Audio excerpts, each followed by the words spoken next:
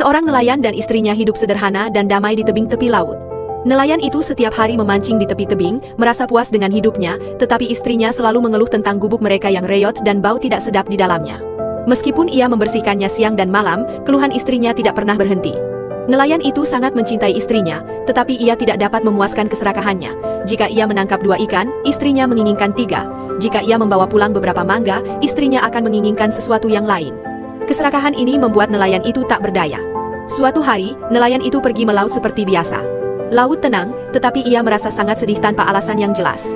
Tiba-tiba, pancingnya tenggelam ke dasar laut. Dengan susah payah, ia menarik seekor ikan aneh, tubuhnya berkilauan dengan warna-warna pelangi dan nuansa ungu, sangat berat. Lebih tak terduga lagi, ikan ini adalah seorang pangeran yang terkena sihir. Memohon untuk dilepaskan kembali ke laut. Nelayan yang baik hati itu segera melepaskannya. Sang pangeran berterima kasih kepadanya dan kemudian menghilang ke dalam ombak biru. Nelayan itu pulang dengan gembira, menceritakan petualangannya yang luar biasa, tetapi ia lupa membawa hasil tangkapannya.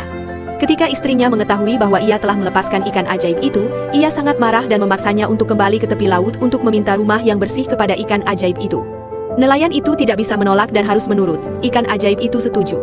Ketika ia pulang, rumah yang reot itu telah menjadi rumah baru yang terang dan bersih, lengkap dengan perabotan dan perapian yang hangat. Tetapi kegembiraan istrinya hanya berlangsung singkat, ia sudah merencanakan lebih banyak lagi. Keesokan harinya, istrinya ingin menjadi ratu. Nelayan itu tak berdaya, pergi ke ikan ajaib itu lagi. Rumah kecil itu seketika berubah menjadi istana yang megah. Istrinya mengenakan jubah yang indah, duduk di atas tahta, tetapi masih belum puas, ia ingin menjadi kaisar tertinggi. Ikan ajaib itu setuju lagi. Di istana emas, dikelilingi oleh para abdi dalam, istrinya memegang kekuasaan, tetapi ia tidak pernah merasakan kebahagiaan. Seminggu kemudian, keserakahan istrinya mencapai puncaknya.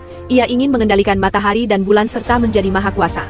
Nelayan itu tahu itu tidak masuk akal dan mati-matian mencoba membujuknya, tetapi malah mendapat teguran marah. Ia tidak punya pilihan selain menerjang badai dan bergegas ke tepi pantai. Ikan ajaib itu diam-diam setuju, tetapi ketika nelayan itu kembali ke rumah, istana telah lenyap, dan istrinya menghilang tanpa jejak. Ia berlari panik kembali ke tepi pantai untuk memohon, dan ikan ajaib itu bertanya apa yang paling diinginkannya. Nelayan itu hanya menginginkan kebahagiaan istrinya. Ketika ia kembali ke rumah, ia mendapati istrinya berdiri di depan gubuk tua mereka, wajahnya berlinang air mata. Setelah cobaan ini, istrinya akhirnya menyadari, tidak ada istana, tidak ada kekuatan, yang dapat membeli kebahagiaan sejati. Hanya kebersamaan di hari-hari biasa yang paling berharga. Sejak saat itu, pasangan itu tinggal di gubuk tepi pantai mereka, meninggalkan keserakahan mereka. Setiap hari, nelayan itu menangkap ikan, dan istrinya tetap di sisinya, menjalani kehidupan yang damai dan bahagia selamanya dalam kesederhanaan.